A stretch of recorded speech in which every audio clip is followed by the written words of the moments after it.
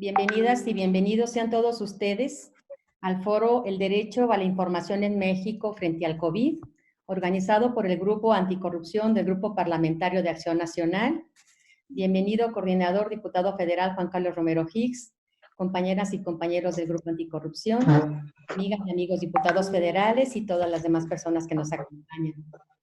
Quisiera comenzar mi presentación agradeciendo la presencia de panelistas Max Heiser, Edna Jaime, Fabiola Navarro, María Amparo Casar y Sofía Charbel, formidables especialistas en materia de transparencia, rendición de cuentas, combate a la corrupción, evaluación de políticas públicas y derecho a la información.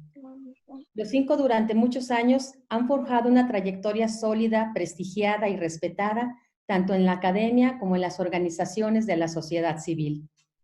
Muy bienvenidas y bienvenidos, pero sobre todo, muchas gracias por su participación, que no tengo ninguna duda será leccionadora y útil para el diseño de la estrategia que habrá de orientar las acciones legislativas y políticas del Grupo Parlamentario del Partido Acción Nacional. En esta breve intervención quiero arriesgar algunas premisas de orden político que espero puedan servir para encuadrar por qué hoy es tan importante discutir un tema que creíamos en franca consolidación, pero que terriblemente hemos visto sufrir graves retrocesos, especialmente cuando la coyuntura nacional es particularmente crítica, como lo es la emergencia sanitaria propiciada por el COVID-19. Me refiero, por supuesto, al derecho de acceso a la información pública. A propósito del número 19, el fundacional artículo 19 de la Declaración Universal de los Derechos Humanos de 1948 establece que todo individuo tiene el derecho a la libertad de opinión y de expresión. Este derecho incluye el de no ser molestado a causa de sus opiniones, el de investigar y recibir informaciones y opiniones, y el de difundirlas sin limitación de fronteras por cualquier medio de expresión. Digo este artículo porque para mí es uno de los grandes legados de la democracia y, por supuesto, de los derechos humanos. Expreso lo anterior porque me parece simplemente inadmisible que un día sí y el otro también, desde la Presidencia de la República, se descalifique a quienes lo ejercen. Porque no se puede ser demócrata si el derecho de acceso a la información pública se administra desde el púlpito que pontifica una verdad única y niega la legitimidad a todas las demás.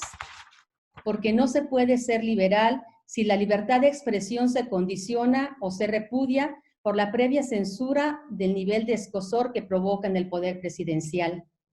Porque no se puede ser republicano si la rendición de cuentas se percibe como una conjura o se condiciona su ejercicio a la calidad moral, llámese o como se quiera entender el significado, y la cual, por cierto, se reparte en el mismo que se ordenan en las purificaciones o los linchamientos. Lo debemos decir fuerte y claro. El derecho de acceso a la información pública es un patrimonio de la democracia y de un capital social de nuestro país. Defenderlo nada tiene que ver con ideologías, sino con alentar una visión de Estado que mejore las formas del ejercicio del poder y la cultura política democrática de la ciudadanía. En los tergiversados tiempos en que vivimos, no hay nada más conservador que resucitar el viejo sistema autoritario que trata a los mexicanos como menores de edad, a los que hay que esconder la información a contentillo de la autoridad. Habrá voces que sostengan que en tiempos de crisis es legítimo reservar alguna información para evitar el pánico, pero en nuestra opinión es justamente todo lo contrario. Si un agente externo amenaza la vida y la salud de las familias, la verdad, es decir, la información pública a la que tenemos derecho, se vuelve el insumo más necesario para asumir las responsabilidades individuales y la toma de acciones colectivas. Justamente por eso es tan importante las voces libres y tan independientes que están con nosotros el día de hoy para ayudarnos a iluminar en estos recovecos de nuestra vida pública y con ello hacer más fuertes y más sólidos los principios de nuestra democracia, porque como decía don Benito Juárez, siempre tuerce los principios el que oscurece la verdad para ocultar sus faltas en las tinieblas. Bienvenidos sean todas y todos ustedes y me permito ceder la palabra a nuestro coordinador, el diputado Juan Carlos Romero Gil. Muy buen día, les extiendo mi mano y les abro nuestro corazón. El momento que vive el país es un momento de inflexión, con muchas sombras y pocas luces. Y necesitamos recurrir a la mirada interior, a la fibra más accesible y más sensible que es la propia actitud. Tener altura de miras, buscar la unidad y la solidaridad nacional, que nadie tenga la tentación de medrar con esta tragedia.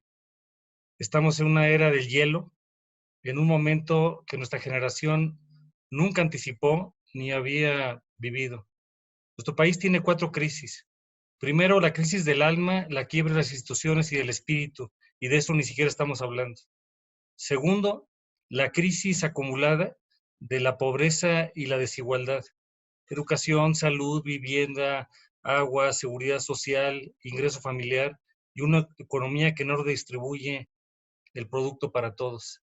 Tercero, la que más preocupa, que es la violencia y la inseguridad. Y cuarto, a la que nos vamos a referir el día de hoy, que es la corrupción acompañada de la impunidad. ¿Cómo se da la corrupción en el país? Ante esto podemos tener diferentes actitudes. La primera es el pragmatismo corrupto, creer que el que tranza no avanza, que toda persona tiene precio, y como diría un presidente de la República, nadie resiste un cañonazo de 50,000 pesos. La segunda es el pesimismo que ha invadido a la población en general, que cree que todos somos corruptos y que no vale el esfuerzo de levantar la mano. Y el tercero es la visión crítica, propositiva, sensible de parte de todos nosotros, de que la corrupción está ahí presente y necesitamos hacer algo. Mario Bergoglio ha señalado desde hace más de 25 años que la corrupción no hay que perdonarla, hay que curarla. Y en eso tenemos que admitir que la corrupción sí puede ser derrotada y que necesitamos actuar de manera principalmente estratégica y con mucha ética. Y el primer paso para vencer un sistema corrupto es dejar de pensar que este es invencible. Y en esta tercera opción, necesitamos recordar lo que significa la palabra corrupción. Corrupción viene del latín que es corruptio y que significa alterar, porque significa romper, significa putrefacción, dañar, sobornar o pervertir.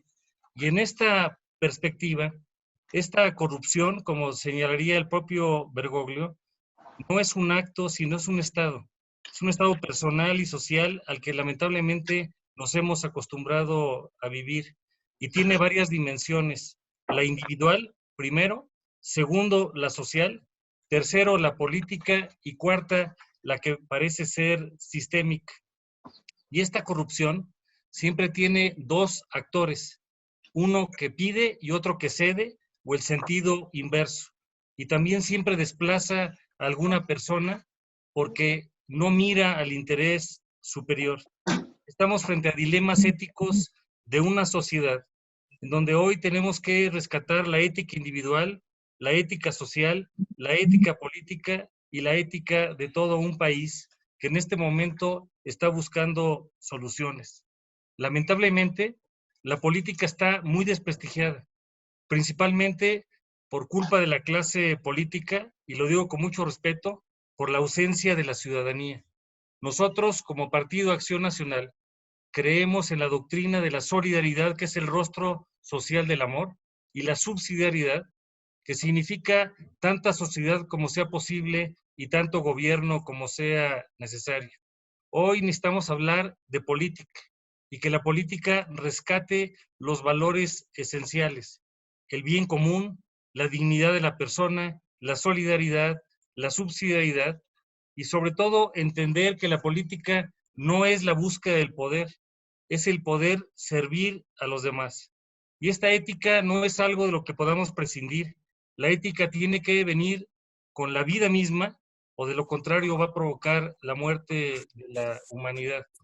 Este esfuerzo que hoy tenemos, en donde contamos por fortuna con más de 500 participantes en todos los trozos del alma del país, ha sido convocada por un grupo de legisladores a quien quiero darles un gran reconocimiento. a Marcela Torres, que encabeza el proceso, a Gloria Romero, a Vero Sobrado, a Jorge Salazar, a Ale García Morlán, Héctor Jaime Ramírez Barba, Jorge Espadas, Pilar Ortega, Ángeles Ayala, Saraí Núñez, Pati Terrazas, Ernesto Rufo de manera principal. Y también agradecer a nuestros ponentes el día de hoy, a Max Kaiser, a María Amparo Casara, a Edna Jaime, a Sofía Charbel y a Fabiola Navarro. Estamos en un momento en el que todos vamos a recordar y nos vamos a hacer la pregunta, ¿dónde estábamos en el momento de la crisis y qué pudimos hacer? Es el tiempo de la ciudadanía. Si la ciudadanía no actúa hoy, nos veremos en escenarios tardíos. También hay que reconocer que en ocasiones los políticos no representamos y nos tenemos que poner en una perspectiva de mucha autocrítica y de mucha humildad. Jesús Reyes Heroles comentaba que había dos tipos de políticos, los que explican y los que resuelven. Hoy la política no solamente es de quienes están en un cargo público o en un cargo de funcionario. La política nos convoca a todos nosotros. Y el actor estelar de la democracia no son los partidos, no son las ideologías, es el ciudadano, es el que paga y es el que manda. Necesitamos aprender del pasado, vivir el presente y reconstruir el futuro. Y no vivir como algunos políticos hoy en día, que toman el pasado como un lugar estacionado, cuando el pasado debe ser un lugar de referencia y no un lugar de residencia. El día de hoy, en este diálogo, lo que queremos atrevernos es a aprender. Cuando uno escucha a los demás, corre ese riesgo de aprender. Sean bienvenidos todos. Que sea para México un camino de esperanza para poder salir adelante. La diferencia entre quienes somos y lo que queremos ser es el tamaño de los ideales. Sean bienvenidos a este proceso. Mucha gente ha intentado callarme a lo largo de mi vida, hasta el día de hoy nadie lo ha logrado. Le doy las gracias a los organizadores del evento por dejarme mandar este video grabado sobre lo que traté de decir hoy en la mañana en la ponencia a la que fui invitado, pero que fue imposible porque en mi oído había un ruido ensordecedor de alguien que trató de echar a perder un gran evento muy necesario en un momento como estos. Gracias a Dios esta voz se podrá escuchar y espero que sirva de algo lo que tengo que decir. Lo que trataba de decir hoy en la mañana es que no hay un momento más importante para la rendición de cuentas que este. Nunca había sido tan importante que tú y yo aprendiéramos como ciudadanos a exigir al gobierno rendir cuentas de manera permanente, completa, veraz y sistemática. Es el ejercicio más importante que tiene que hacer un ciudadano demócrata, el exigir cuentas al gobierno que debe servirle a los ciudadanos. Es lo más importante que tenemos que hacer los demócratas, lo más importante que tenemos que hacer en nuestros días, en un momento tan complejo como este, es buscar información veraz, tratar de analizarla, tratar de entenderla y responsabilizar al gobierno cuando esa información o no es veraz o no es completa o confunde a la población y no nos permite responsabilizar a las personas que están ejerciendo el poder. Decía yo hoy en la mañana que hay por lo menos 3 etapas que hemos vivido los ciudadanos en el tema de la rendición de cuentas. La primera etapa es esta que conocemos como de sistema de partido hegemónico. Nos echamos varias décadas en un modelo de sistema de partido hegemónico en el que el gobierno era una caja oscura, las personas que ocupaban esa caja oscura decidían qué le iban a comunicar al ciudadano, recibían del ciudadano sus impuestos, los transformaban en algunos bienes y servicios y decidían de manera arbitraria qué le iban a comunicar e informar al ciudadano de lo que habían hecho con sus recursos. Los ciudadanos durante muchos años nos acostumbramos a este esquema, convivimos con esta idea, no nos quejamos mucho de la idea de que el gobierno escondiera algunas cosas y que solo nos informara de vez en cuando, una vez al año, cuántos lápices había comprado y cuántos salones de clase había construido. Vivimos muchas décadas en ese esquema y nos malacostumbramos a la idea de que el gobierno es el que tiene la capacidad de esconder y de decidir qué informa y qué no al ciudadano. Pasamos a la democracia y llegamos a una segunda etapa provocada por las leyes de transparencia y acceso a la información, en la que tú y yo, ciudadanos, teníamos la capacidad de pedir cosas, de pedir información, de tratar de buscar datos concretos sobre el ejercicio de gobierno. Pero lo hicimos de manera incompleta, lo hicimos a medias. Pronto el gobierno se acostumbró a que solo podía dar alguna información, poner en algunos portales de internet algunos de los datos relevantes y esconder algunas otras cosas y utilizar políticamente lo que guardaba para beneficio de un interés específico. Los ciudadanos nos volvimos cómodos en la idea de que lo que estaba ahí, de que estaba a disposición de todos era suficiente, y no se completó el esfuerzo porque no lo amarramos con un esquema de responsabilidades, un sistema de responsabilidades concreto que hiciera a los servidores públicos responsables de todo lo que hacen, todo lo que dicen y dejan de hacer, de poner a disposición del público cualquier información que generan y rendir cuentas de cada decisión que toman. Pero llegamos a la tercera etapa provocada por el gobierno anterior, un gobierno quizá uno de los más corruptos o el más corrupto de la historia de este país, que provocó un movimiento ciudadano muy interesante que generó el paquete de reformas legislativas más grande de la historia. Una reforma constitucional, 2 nuevas leyes generales, varias decenas de leyes federales reformadas, 32 constituciones reformadas, varias leyes locales nuevas creadas para sustentar el nuevo Sistema Nacional Anticorrupción y el nuevo sistema de fiscalización. Estos dos sistemas están centrados en una ley muy importante, la Ley General de Responsabilidades Administrativas, la que tú y yo conocimos como la Ley 3 de 3, que varios de los que participamos en este foro tuvimos la oportunidad de escribir y de empujar a través del Senado de la República y después en la Cámara de Diputados y después llevarla a distintas leyes locales. Uno de los artículos más importantes de esa ley es el artículo 7. El artículo 7 establece las 10 directrices del servicio público. Y estas 10 directrices del servicio público son importantísimas porque establecen la obligación no de informar después de que hago cosas, no. Los servidores públicos tienen la obligación, primero, de trabajar para el público, para el interés público, de cuidar los derechos humanos, de cuidar las cosas que tienen a su disposición, de servir todo el tiempo, no a sus intereses, no a los intereses de un grupo, de un partido, sino de servir al público. Y en el actuar, en su ejercicio permanente, rendir cuentas. Es decir, el derecho a la información no es un derecho posterior, la rendición de cuentas no es una carga que tienen después los servidores públicos, es un ejercicio permanente del cargo. Hago cosas, decido cosas y rindo cuentas. Es parte fundamental, es parte intrínseca del ejercicio del servicio público. Y esta misma ley establece conductas muy claras para aquellas personas que esconden información, maltratan información, desaparecen información o mienten al público, o no les sirven al público, o no cuidan al público, o no protegen los derechos humanos del público, como por ejemplo el derecho a la salud, que hoy es tan importante. Esta ley establece procedimientos concretos para ser responsables a las personas que no nos rinden cuentas. Por eso es tan importante esta ley. Y por esto esta ley y el conjunto de leyes, más los órganos que se crearon, son el brinco a la tercera etapa en la rendición de cuentas. Pero llegó este gobierno.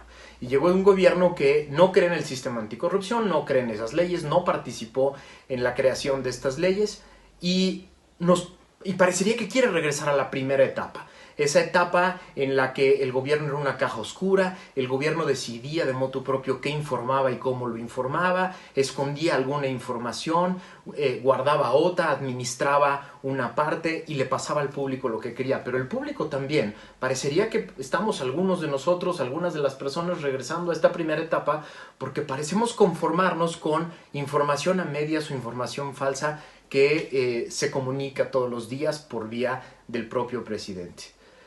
¿Por qué digo que nos están regresando a la primera etapa? Porque es el propio presidente de la República que ha dicho y se burla incluso de la frase "yo tengo otros datos".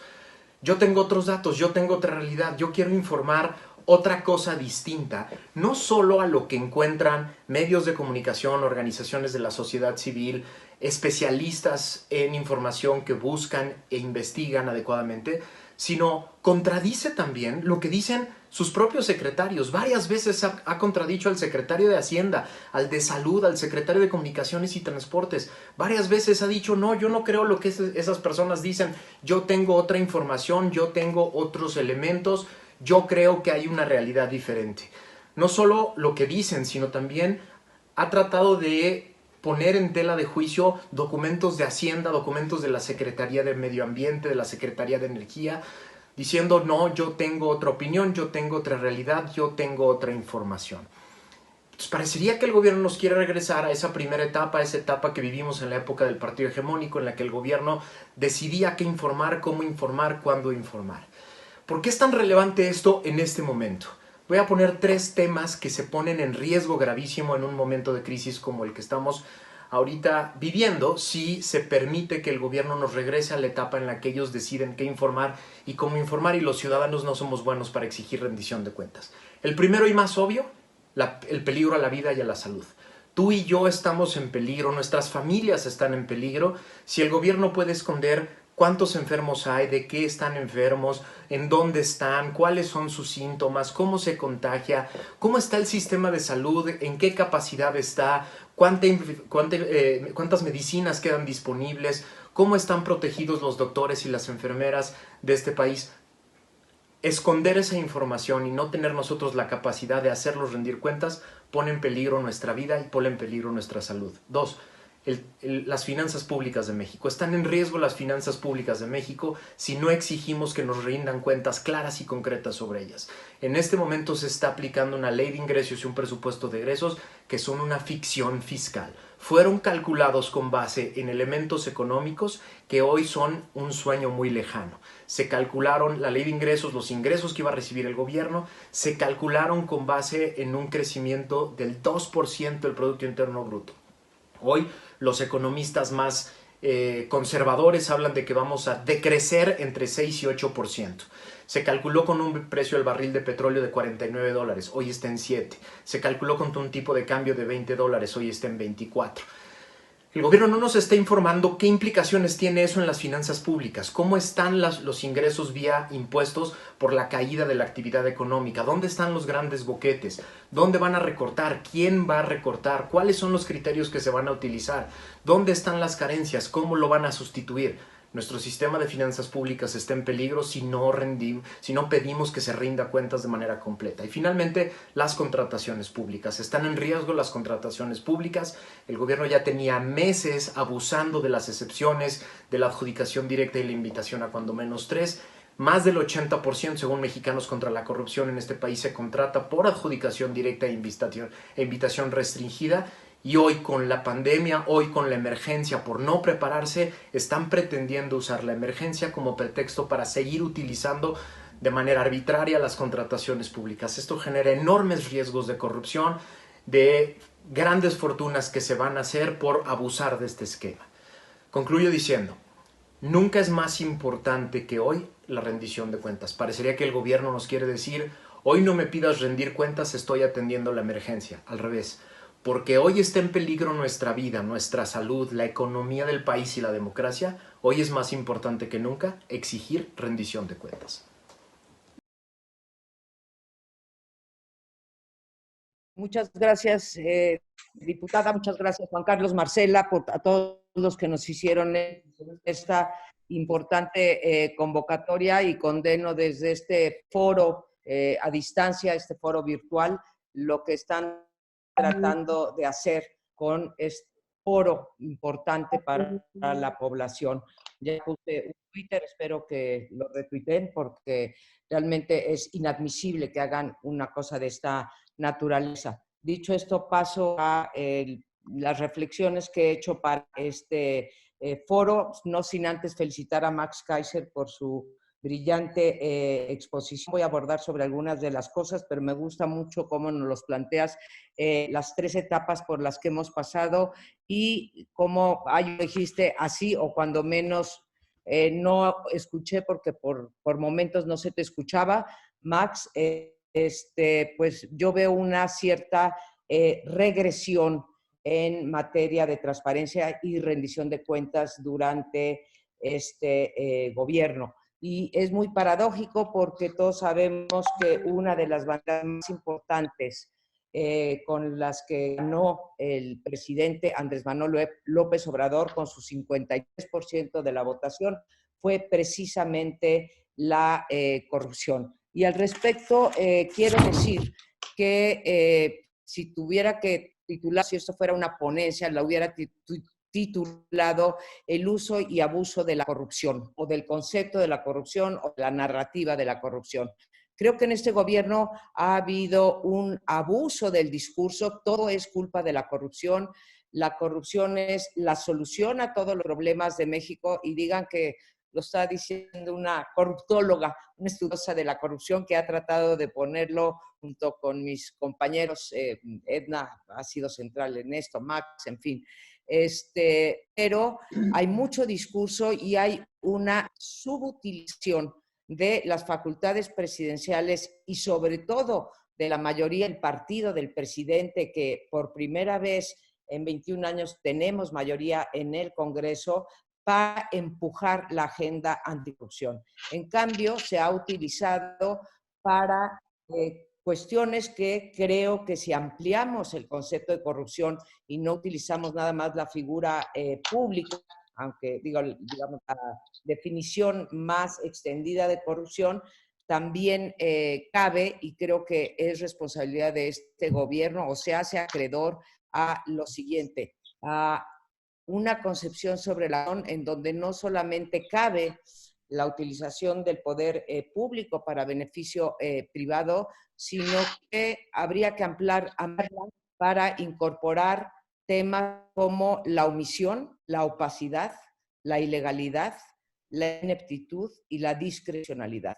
Todos estos adjetivos que estoy dando y que tienen un significado muy preciso, y me voy a permitir dar algunos de los ejemplos en donde creo que se puede probar que lejos de estar haciendo una política pública activa en favor de la no corrupción, o de que termine la corrupción o que se rebaje la corrupción y la impunidad, tenemos precisamente fenómenos contrarios.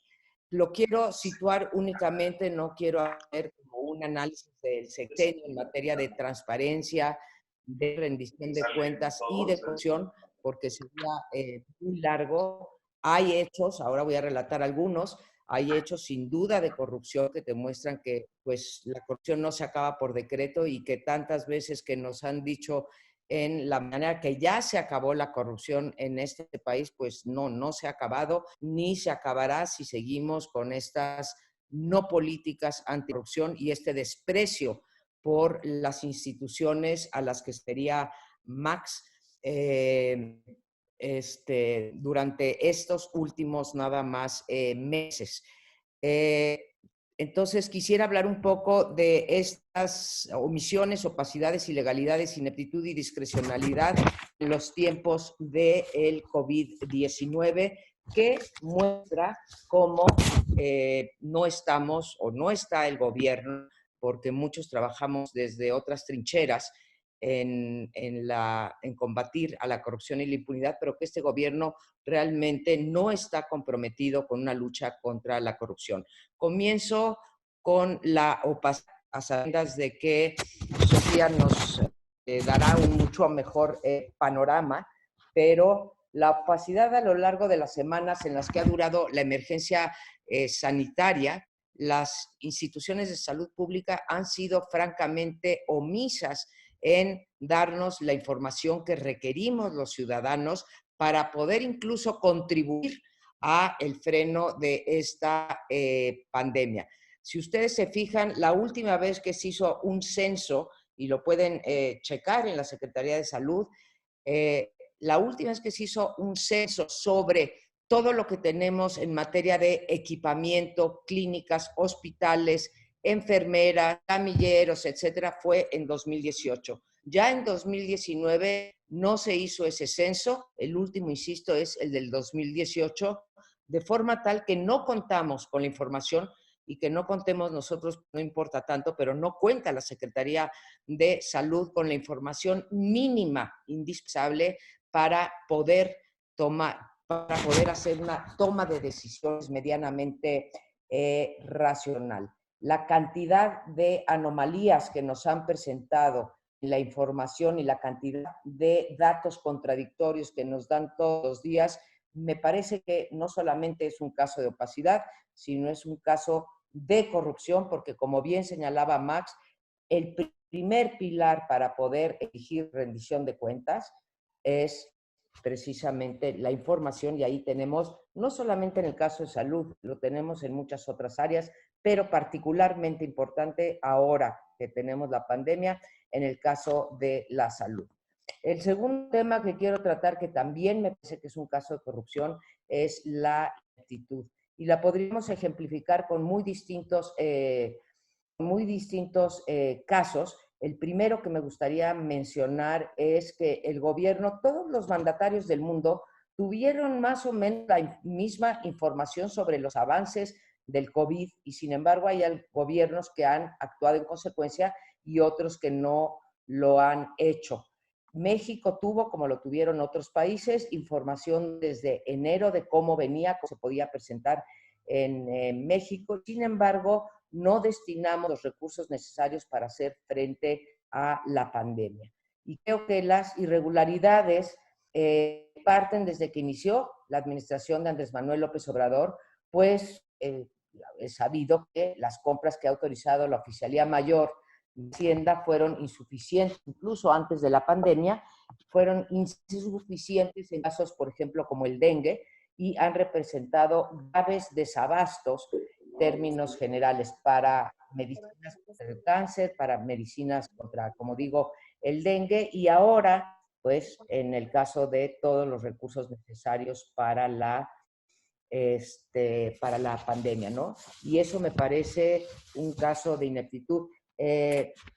Menciono otro que ya no sé dónde cabe, que es el abandono de los migrantes y de los deportados. Y finalmente, bueno, pues este escándalo de la recompra de cubrebocas y el monitoreo Centinela, del cual, pues, insisto, nos hablará Sonia, ¿no? Pero que un subsecretario de Salud te reconozca que vendió mascarillas o cubrebocas a China en febrero, cuando ya sabíamos cómo venían las cosas, cuando ya era inminente que México estaría en problemas, y que después la tenga que comprar a casi 30 veces más el precio por el que las vendió, realmente me parece que es, por decirlo menos, un caso de ineptitud y por lo tanto también de corrupción. Ya para entonces se estimaban 26,000 casos, así que no hay justificación.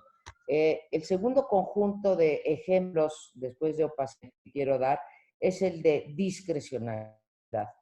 El 6 de abril pasado, en su edición vespertina, se publicó en el Diario Oficial de la Federación este acuerdo donde se establecían los lineamientos técnicos relacionados con las actividades descritas en el artículo primero del Acuerdo de Emergencia Sanitaria, y ahí se determinó que las empresas de producción de acero, de cemento y vidrio que tuvieran contratos vigentes continuarían las actividades. O sea, se puede parar toda una industria menos esa parte que le vende al gobierno para sus contratos, para sus obras prioritarias. Eso es un caso de discrecionalidad o, insisto, un caso de corrupción, porque no se puede parar un cachito de la industria, pero aquel cachito que te conviene para poder seguir cumpliendo con tus compromisos de corto plazo para los proyectos de Dos Bocas, Tren Maya, Santa Lucía, corredor transísmico, etcétera,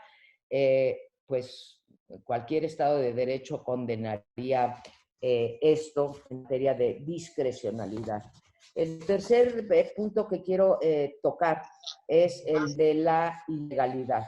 Más allá que este gobierno, a pesar de decir que por encima de la ley nada, y nadie, creo que estamos, durante todo el sexenio, hemos presenciado un conjunto de ilegalidades que te hablan pues, del respeto a las instituciones y al Estado de Derecho en este país. Pero tan solo en estos días del COVID-19 tenemos, por mencionar el ejemplo más reciente, la reducción de sueldos y la eliminación de los aguinaldos de los servidores públicos. Más allá de que sea una medida que pues, contribuye muy poco a, digamos, a tener más recursos para dedicarlos a salud, es totalmente ilegal. No se puede bajar, no se puede disminuir durante un ejercicio el sueldo de los funcionarios públicos y mucho menos se puede quitar por decreto el aguinaldo. Se está violando el artículo, ahora les digo cuál, constitucional, y se está violando la ley de trabajador, la ley federal de los trabajadores al servicio del Estado. Esas son violaciones legales y constitucionales y son claros casos de que el derecho en este país pues, no es el sello de esta administración, ¿sí?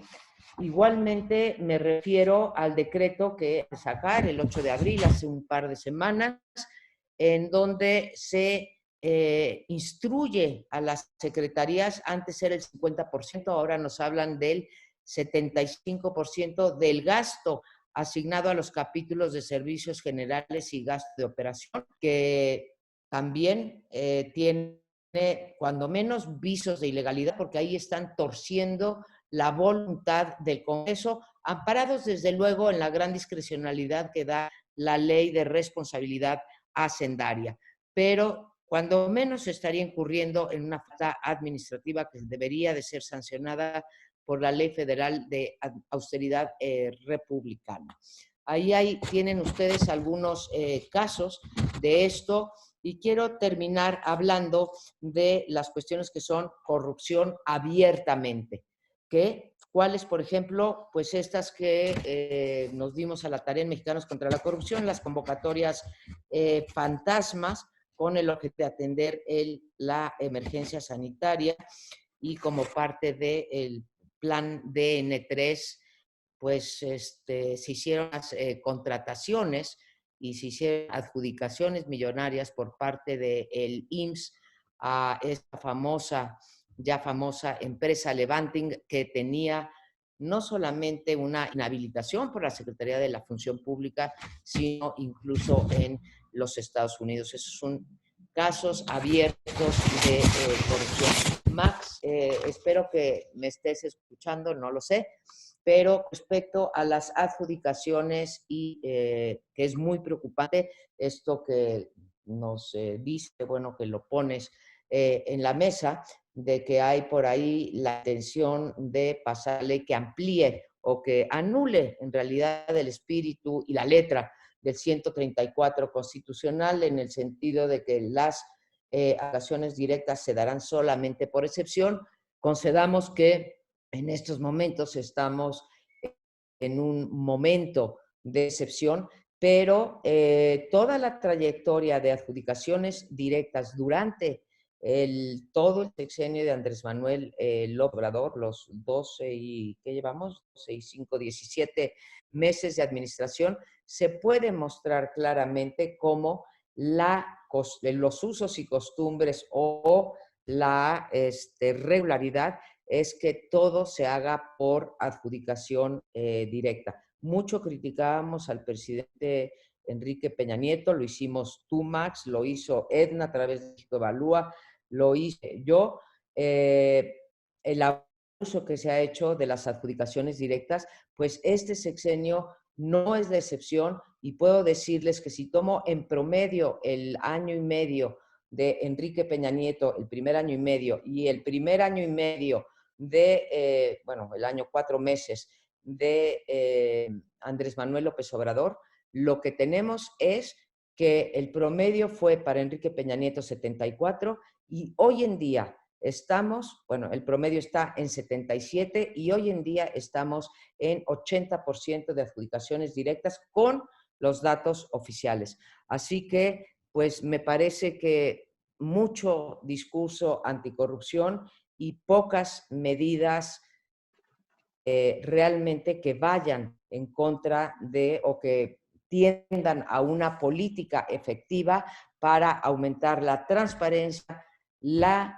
rendición de cuentas y para tratar de disminuir la corrupción en este sexenio. Es cuanto. Muchas gracias, diputada. Muchas gracias a todos los organizadores de este evento, a mis queridos amigos legisladores. Qué bueno que me invitaron. A mí me gustaría, saludo por supuesto a mis colegas con mucho cariño, a mí me gustaría estructurar mi presentación en 3 puntos. Primero, describir el problema que tenemos.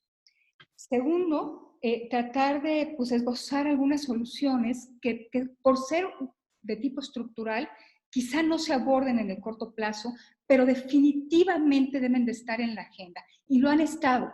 Y yo con ustedes, legisladoras y legisladores, hemos tenido conversaciones ya de tiempo de cómo podemos cambiar algunas leyes y fortalecería mucho la rendición de cuentas en este país. Y por último, ¿cómo debemos abordar esta coyuntura? Porque la emergencia no debe estar peleada con la rendición de cuentas. Entonces, arranco con lo primero, la caracterización del problema. Creo que el problema tiene que ver de cómo se maneja el ciclo presupuestal en este país, donde los actores que deben de tener un papel importante en su supervisión, en su control, pues se está viendo muy débil. Y en este momento, ese problema presupuestal puede costar vidas. Las cosas cuando no se resuelven tienen consecuencias y la consecuencia hoy puede ser muy grave. Quiero enfatizar que en el 2019 tuvimos un subejercicio muy importante en el sector salud. Los subejercicios en el sector salud no son extraordinarios, pero la dimensión de lo que se presentó en el 2019 sí lo es. Y me refiero particularmente al ejercicio en infraestructura y equipamiento médico. En México Evalúa hacemos un seguimiento presupuestal mensual y desde el primer trimestre del 2019 pudimos constatar que en este rubro, infraestructura física pública para la salud, empezamos a registrar subejercicios enormes. En el primer trimestre del 2019, casi tuvimos el mismo subejercicio acumulado en 5 años. Este subejercicio se sostuvo todo 2019. En el primer trimestre, el subejercicio fue de 24,000 millones de pesos, un poquito menos del monto acumulado en 5 años, de 2013 a 2017. 2019, el subejercicio fue del 65%. Se habían aprobado 17,752 millones de pesos para infraestructura y equipamiento para servicio público de salud. Y no se ejercieron 11,510 millones de ese presupuesto. Si nos vamos por institución, el IMSS fue el que más gastó, pero tuvo un ejercicio del 68%. El ISSSTE del 81%. El ramo 33, que cubre aspectos de inversión en la salud, un subejercicio del 50%. Y la Secretaría de Salud del 47%. Entonces, a la ya baja inversión, hemos tenido una subinversión en el sector salud, pues se suma que lo que se aprueba no se ejerce. Ese es el problema. ¿Cómo lo resolvemos?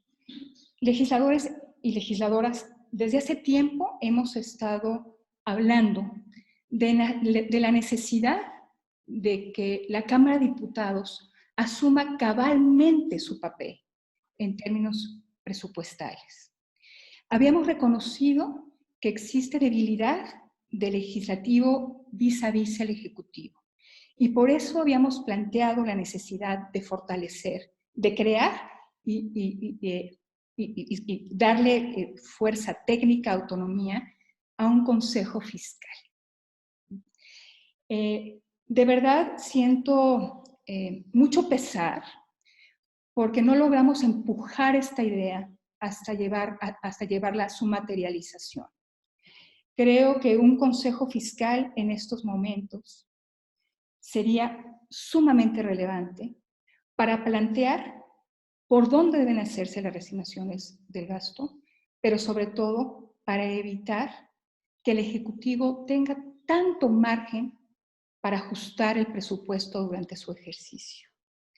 Somos de los pocos países donde esto sucede, donde se pueden hacer reasignaciones, ajustes o adecuaciones. Nosotros le decimos que son adecuaciones extravagantes, porque no son de un 5%, son realmente adecuaciones enormes, y el Ejecutivo no tiene que regresar a la Cámara de Diputados o al Legislativo para aprobar estos ajustes extravagantes.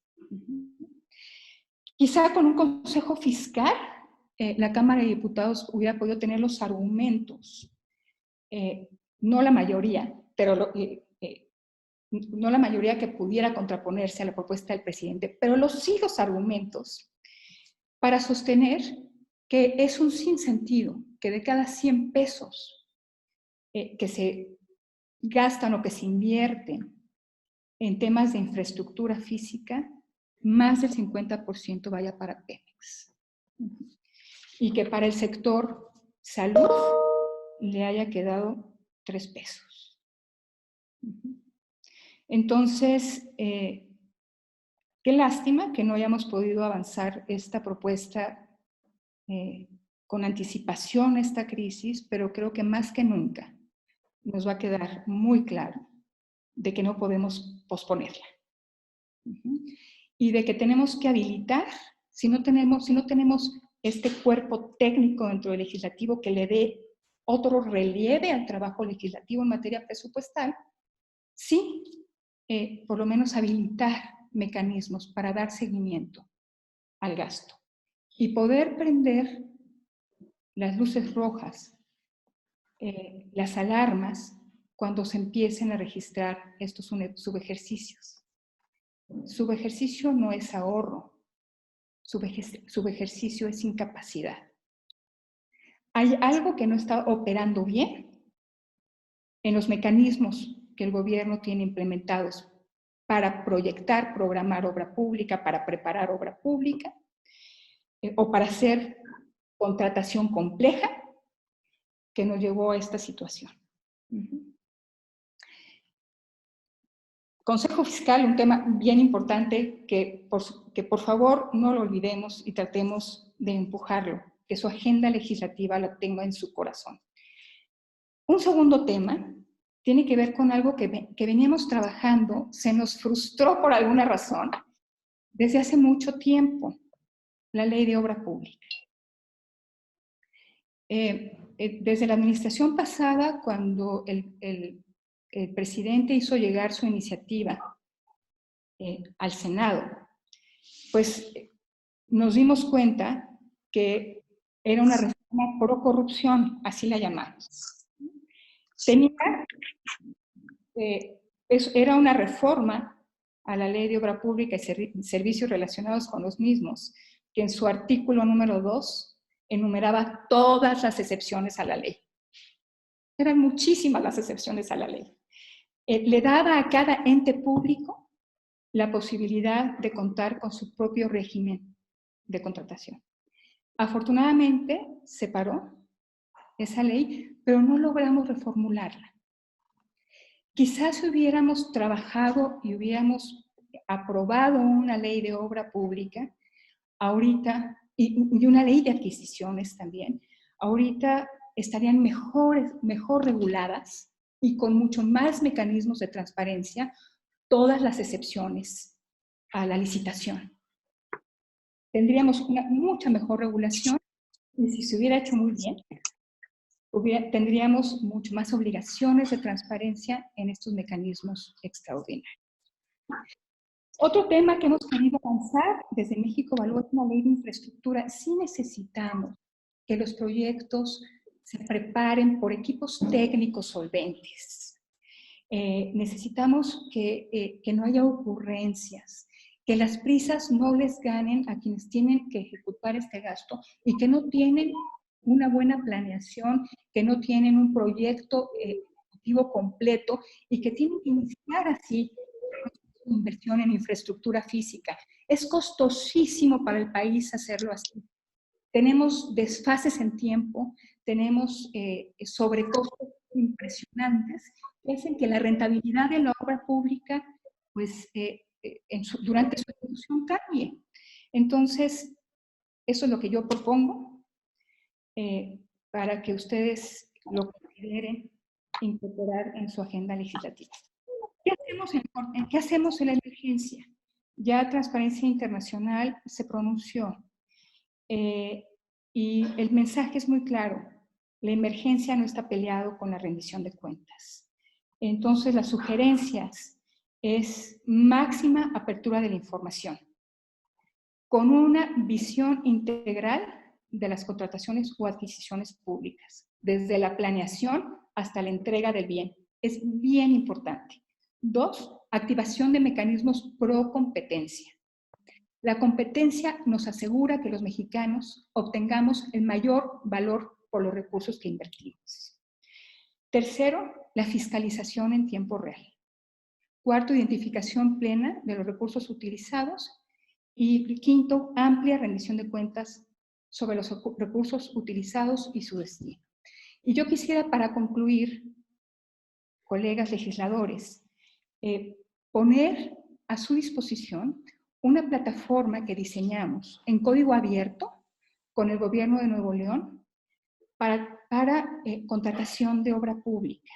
Es una plataforma que diseñamos con estándares, con los mejores estándares internacionales en materia de contratación pública. Esta plataforma se puede ajustar. De hecho, ya la estamos ajustando para poder atender esta emergencia.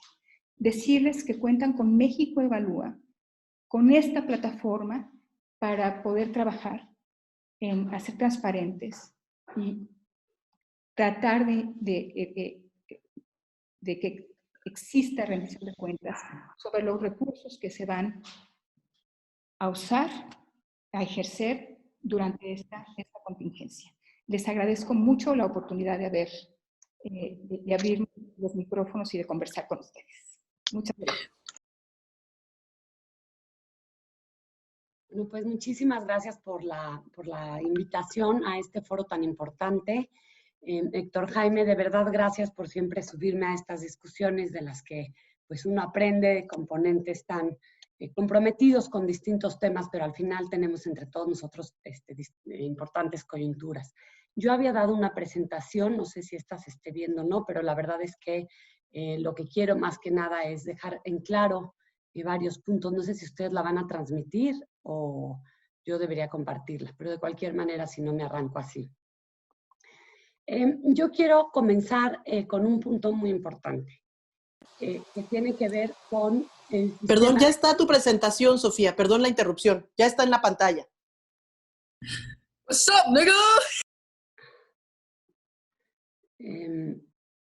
Yo también la puedo ver, es que yo no la puedo ver.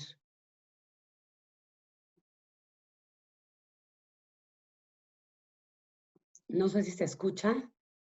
Se escucha muy bien, Sofía. Si quieres, sí. Okay. Adelante. Okay. Escuchamos. Bien. Perfecto, muchas gracias. Ok, ya está la presentación, ya vi, perdón.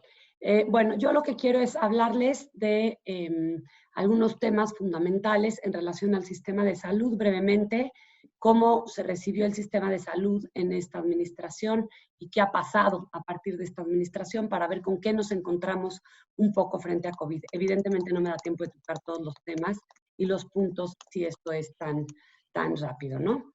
Si alguien pudiera cambiar la presentación a la segunda, por favor, porque no.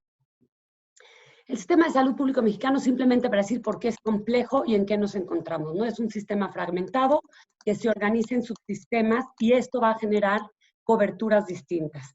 Esto también es así porque está relacionado desde su origen con la condición laboral de las personas. Aquí hay un punto que toco, información para este foro que es importantísimo, es muy compleja y la verdad es está muy mala información dentro del sector y tiene que ver con todo esto de ser fragmentados, los subsistemas, la poca inversión que se le ha dado a los sistemas de información.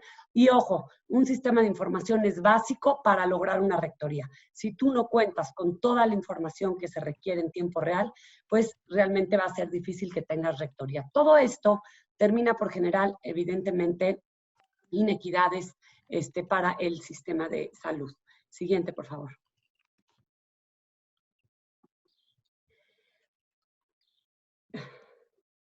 Bueno, es que no sé por qué no se puede.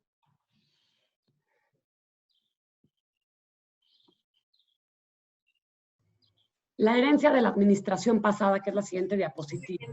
Había varios momentos en donde era fácil involucrarlos en decisiones importantes, dada las juntas presenciales, dada pues... Bueno, voy a continuar con el tema de la herencia de la administración pasada, ¿no?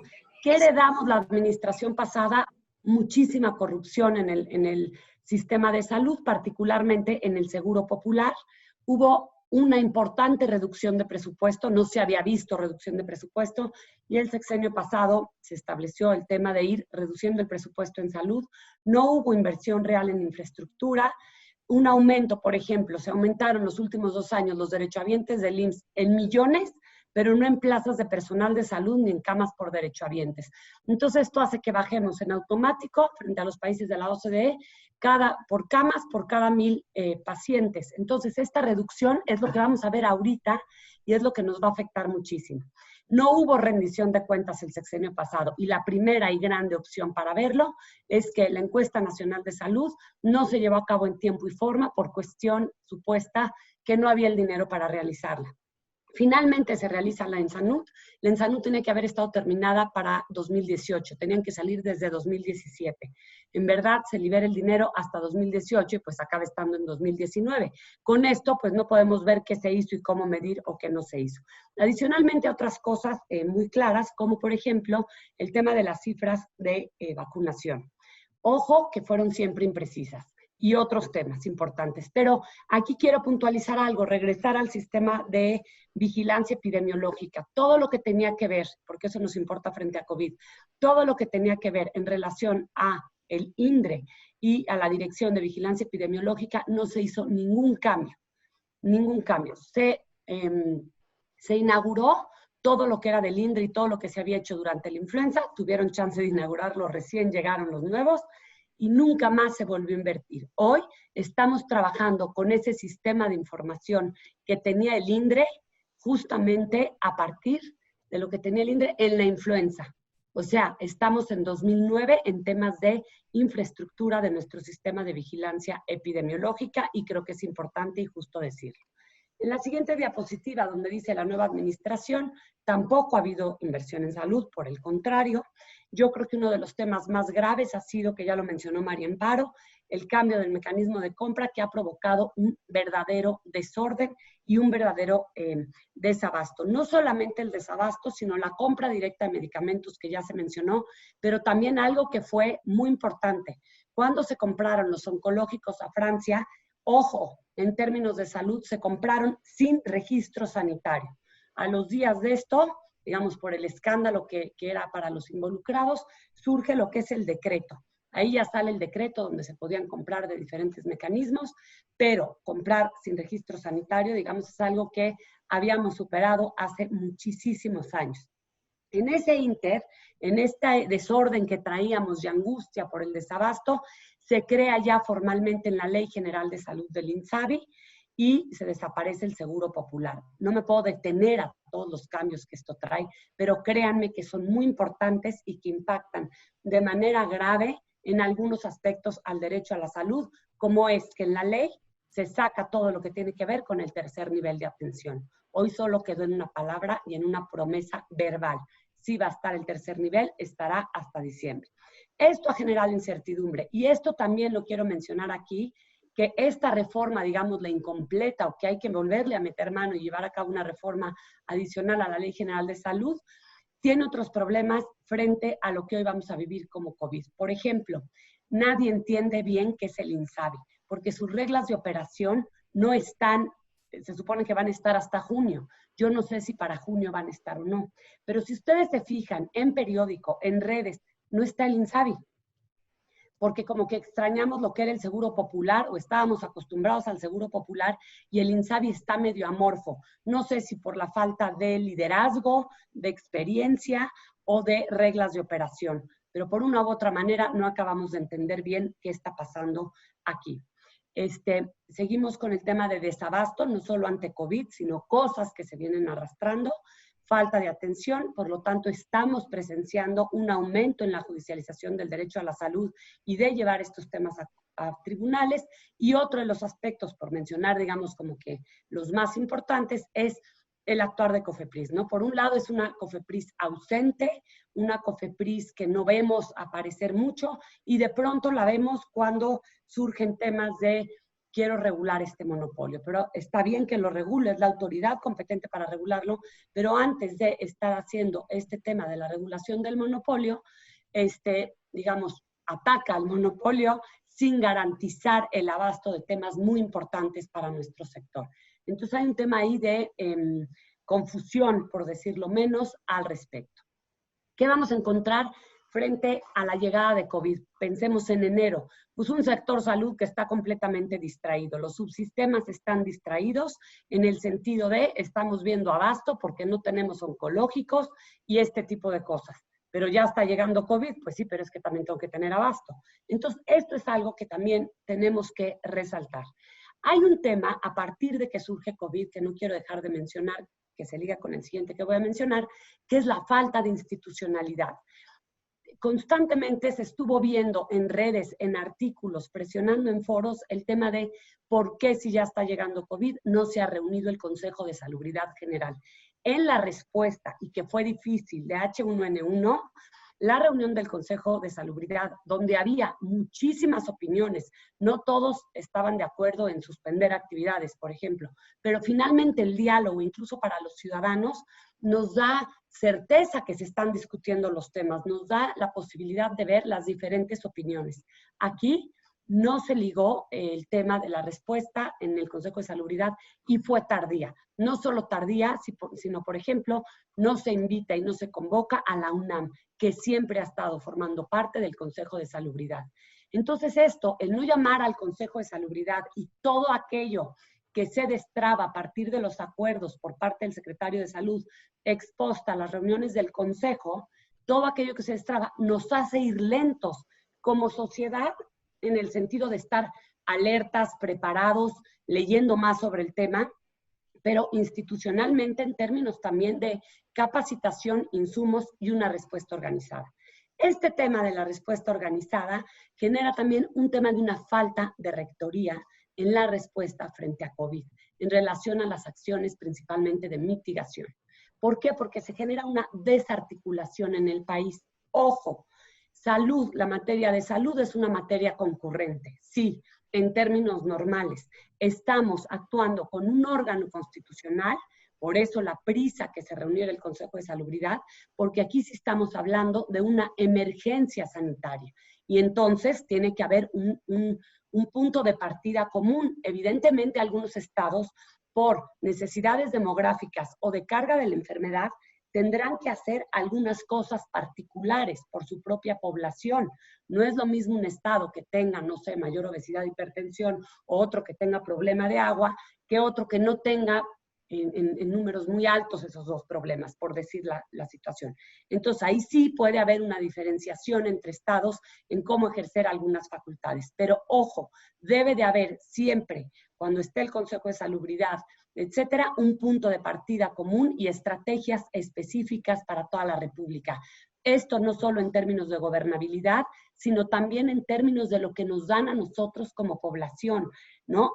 El mensaje que nos mandan. De no ser así, entonces surgen personas que dicen, ¿por qué no hay un modelo de predicción? A mí me hablan del modelo Centinela, yo quiero un modelo de predicción.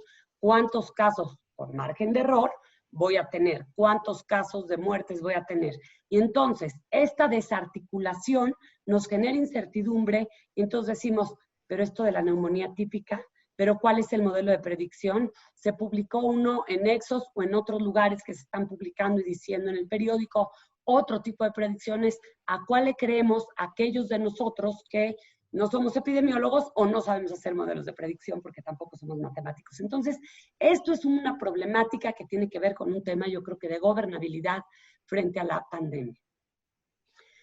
Otro tema que también ya se mencionó y que creo que es muy importante en cuanto a información y tiene que ver con puntos que acabo también de mencionar, es las decisiones para concentrar la compra frente a COVID.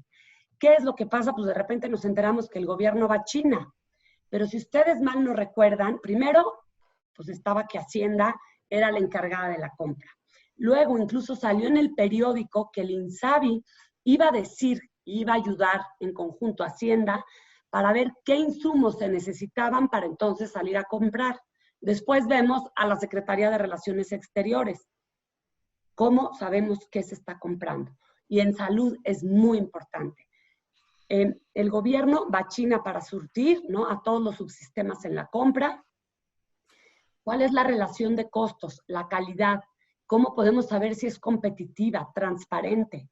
Nos hablan de certificaciones internacionales. Pues sí, pero no es lo mismo tener la certificación de la FDA que tal vez la certificación de una agencia de China que no conozcamos, ¿no? ¿Cuáles certificaciones de forma específica? Tipo de contrato, ¿cuál es la garantía del producto?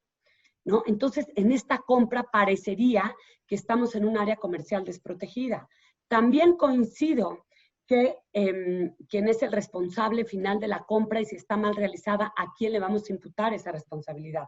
Sí estoy de acuerdo en que se hagan conforme a la emergencia, ¿no? No nos vamos a poner a hacer licitación. Quizá tenemos que comprar más caro a final de cuentas por ir tarde, pero ni modo que no compremos, ¿no? Entonces hay ciertas cosas que se van a tener que ir entendiendo y construyendo en el camino, pero con transparencia. Lámina, por favor. Con transparencia y con claridad. Ya estoy por acabar, voy en la lámina número 7. También hay un tipo de contradicciones importantes en toda la información. Voy a poner un ejemplo que ha estado sonando mucho en los últimos días, ¿no? Por ejemplo, hablamos de faltas que surgió desde el principio cuando hablábamos de las definiciones operacionales que daban desde el sector salud. Y esto tiene que ver con datos muy importantes para la respuesta organizada de los propios médicos y personal de salud. Pero aquí no voy a utilizar ese ejemplo, voy a utilizar el ejemplo que está ahorita, digamos, en mucho cuestionamiento. Las contradicciones y la falta de definición en actividades esenciales y no esenciales. ¿Cuál es el parámetro para esta definición?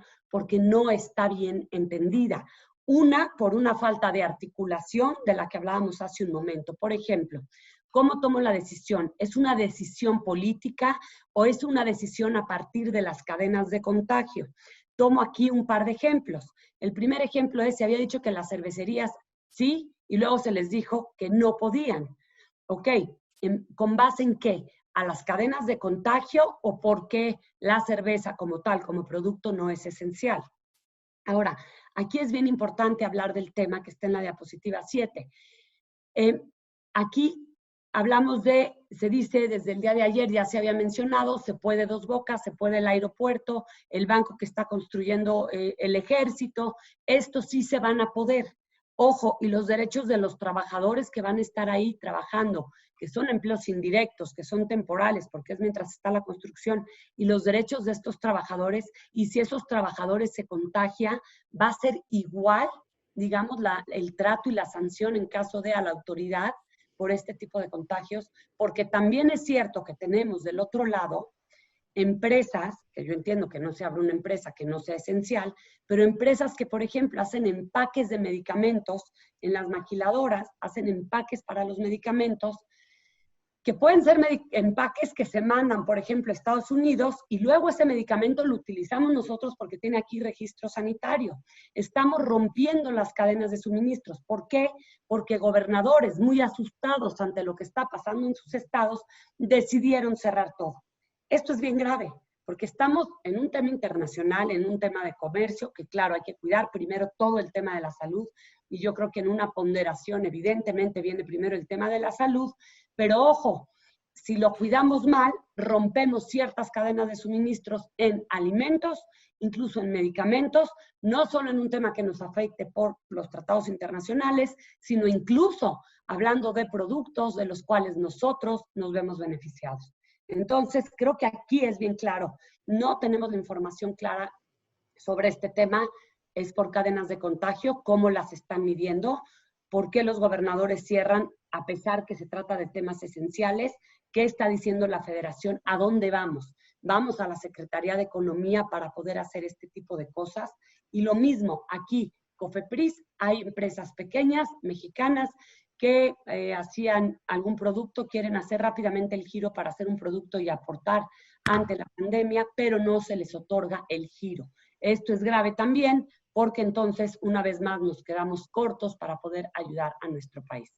Por último, me habían comentado que les gustaría mencionar como qué pasos podríamos seguir.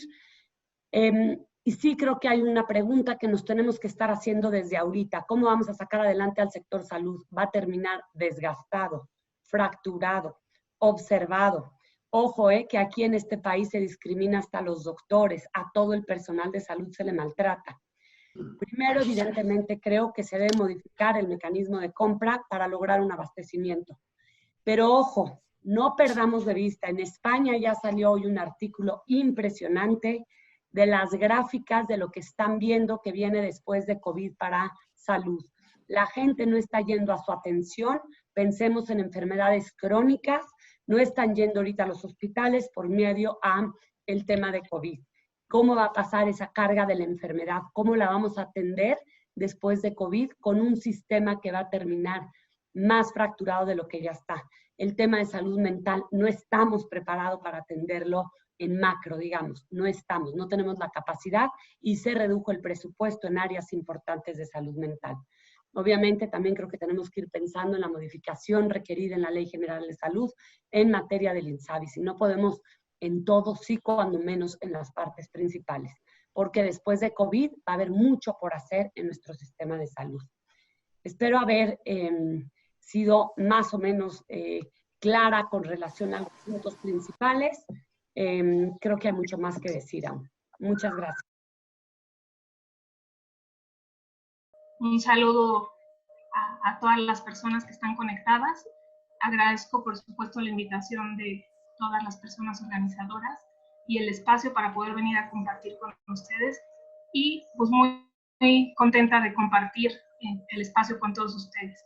Yo me quiero referir a 3 temas que son un poquito distintos a los que ya se han tratado y en ese sentido pues creo que podemos complementar el panorama de nuestras preocupaciones y propuestas. Uno es a la importancia que tiene la información en un contexto de crisis como este. El segundo, abordar que la crisis no es solo sanitaria y eso genera una necesidad mayor de ampliar los temas y los ramos de información, ya que no solamente necesitamos contar con información puntual en materia de salud y en ese sentido abordar cuáles son algunos de los problemas que se generan debido a esta falta de información. Y 3, finalmente, a lo que me parece que es el mayor reto de los gobiernos en esta coyuntura, que es la de generar certidumbre y alternativas. Y si el tiempo me lo permite, pues quiero tratar 2 casos muy específicos de 2 países de la región, para no compararnos con Noruega, y cómo estos ejercicios de gobierno y de apertura de información tienen costos mínimos y beneficios máximos. Y bueno, hacia el final perfilaré 3 ideas que creo que deben estar presentes en la agenda legislativa para poder mejorar los marcos normativos y la relación del gobierno en contextos de crisis. Bien, el primer tema, el de la importancia de la información, creo que debemos partir de que si en una situación ordinaria la información gubernamental es necesaria, pues en una situación extraordinaria la comunicación de los gobiernos puede ser un asunto de vida o de muerte. Es una necesidad real. Y recordar que en las sociedades contemporáneas la información gubernamental es parte de la gobernanza, no es alternativo, no es si quieren, es parte del ejercicio mismo del gobierno. La información por sí misma pues es un derecho también, pero que sirve además para el ejercicio de otros derechos. El derecho a la salud, por supuesto, pero no solo también derechos vinculados a la seguridad social, a la seguridad pública, entre otros, incluso a una vida libre de violencia. En ese sentido, pues la información es tan indispensable como lo es la buena gestión de los gobiernos. Dice Mario Riorda, que es un conocido estudioso de la comunicación política, que no es admisible decir gobierno bien pero comunico mal. Eso es un binomio que no se puede separar. En ese sentido, pues es necesario que los gobiernos y quienes tienen a su cargo la conducción de las administraciones públicas puedan distinguir lo que es la comunicación convencional de la comunicación gubernamental en crisis, porque los propósitos para los que sirve una y otra son totalmente distintos. Cuando la comunicación en crisis, cuando la comunicación gubernamental en crisis se politiza, hay un problema grande, porque se pierde la capacidad de acción de la comunicación, es decir, su eficacia. Los mensajes no llegan o no se transmiten como se tienen que comunicar. Esto es, libres de toda influencia o propósito político. En ese sentido, los gobiernos deben concientizar a la población sobre los riesgos. La comunicación gubernamental, por tanto, dicen quienes estudian este tema, se debe potenciar en las crisis, pero no solo se trata de más información o más comunicación, sino de mejor información. Y hay que tener en cuenta que comunicar e informar no es lo mismo. La comunicación en crisis, y todo el tiempo digo la comunicación, pero me refiero o estoy pensando en la comunicación gubernamental, en crisis debe ser certera, puntual, accesible, esto es comprensible y masiva. Le tiene que tratar de llegar al mayor número de personas y en formatos tales que además las personas tengan la posibilidad de realmente apropiarse de ella. Entonces, no es comunicar por comunicar, se trata de dar información que sirva para cumplir diferentes propósitos. De manera que no es una acción, la comunicación en crisis no es una acción instrumental que sea optativa o potestativa para los gobiernos, es una obligación. Y con esto paso al segundo de los temas a los que me quiero referir, que es que la crisis no es solo sanitaria. Por tanto, la información no se debe agotar solamente a este ámbito. La pandemia y la crisis han puesto sin duda contra la pared a los gobiernos respecto de qué informar y cómo comunicarlo para que la información, y repito, no solamente la que tiene que ver con el autocuidado o con el cuidado de la familia, pueda cumplir sus propósitos. También, bueno, por un lado se espera a los gobiernos que informen, por supuesto, cómo garantizar los cuidados en el ámbito privado, pero también esperamos que nos informen cómo tenemos o cómo se nos va a garantizar nuestro derecho de acceso a la salud, pero al mismo tiempo también necesitamos conocer qué medidas y respuestas económicas, sociales, laborales, tributarias, etcétera, está generando el gobierno para poder enfrentar una crisis como la que tenemos aquí. De manera que se trata de dar información, pero también, y me parece muy importante, se trata de que los gobiernos den calma a la población. Y esto no debe entenderse como un no pasa nada. En todo lo que he tratado de exponer, creo que el eje rector es que la información tiene que ser verídica, confiable, actualizada y muy precisa, pero dar calma en el sentido de las medidas de lo que está haciendo el gobierno para enfrentar tanto la situación de crisis, que en este caso es una pandemia por enfermedad, como los efectos que esa crisis va a tener en toda la población. Por ello, es necesario que, como en ninguna otra circunstancia, se nos informe de manera puntual cuáles son esas medidas excepcionales que está tomando el gobierno, por cuánto tiempo van a tener vigencia y a qué costos. Esto porque a su vez nos lleva al tercer grupo de cosas a las que me quiero referir, y es generar certidumbre. La información nos tiene que dar tranquilidad y confianza, y hablo para cualquier país y para cualquier realidad. Creo que esto es exactamente aplicable en todos lados.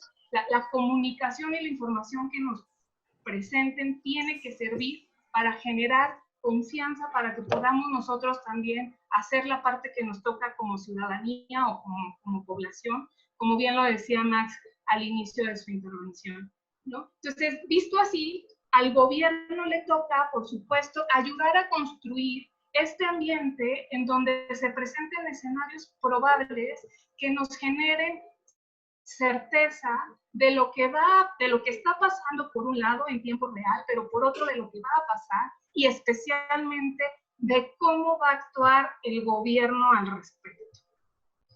También Mario Riorda, este comunicólogo que les comentaba, decía, lo escuchaba hace nada, que hay un estudio muy reciente también, quizá hace 25 días en Estados Unidos, que muestra que la población en un 73% tiene como preocupación que se puede ver afectada económicamente por la pandemia, frente a un 27% que es el que tiene preocupación respecto de que pueda verse contagiado.